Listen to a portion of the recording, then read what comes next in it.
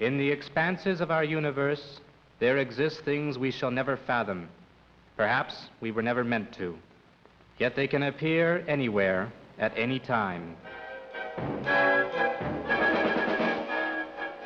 Even on a child's supper dish. Mom, I don't want to eat this stuff. It's yucky. Hello? Oh, hi, Madge. How are you? The PTA bake sale? Well, when is that? Oh, no, Wednesday. I've got a hair appointment on Wednesday.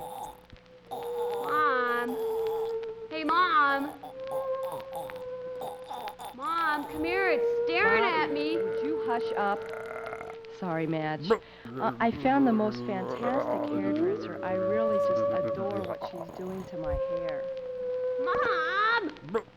Wait a minute, come here. Bobby's eating his dinner right now. Can I call you back? Oh, this again? Mrs. Grimoli, a clever homemaker and member of the PTA, acted quickly. Eat lead, sucker. Realizing conventional weapons had no effect, she reached for the fire extinguisher.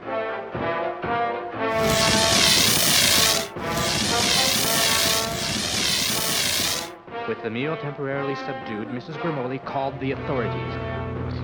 The meal was quickly transported via jet here to the National Center for Food Control and Condiment Testing in Denny's, North Carolina.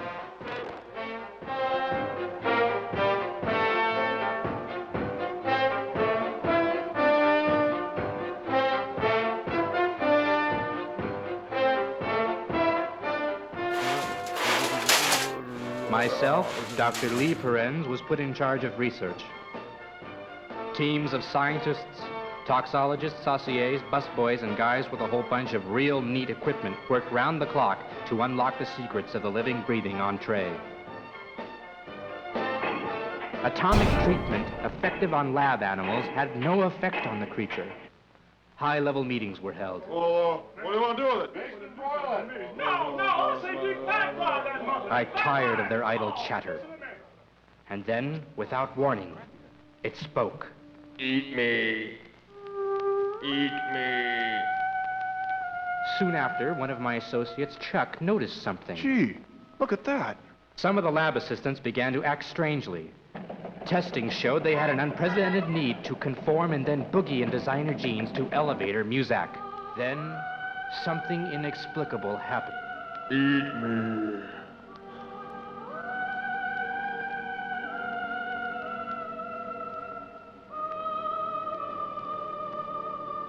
Eat me. Eat me. Eat me.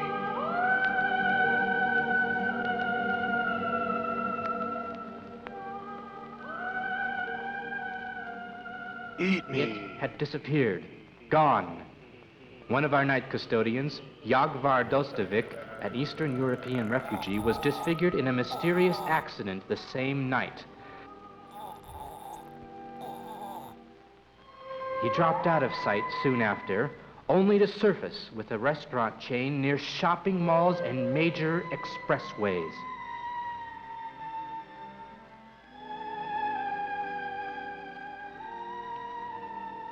Wild as it may seem, my hypothesis is Bobby Grimoli's dinner was an alien life form come here bent on conquering the earth through contamination of food sources and the establishment of feeding stations for control of the populace.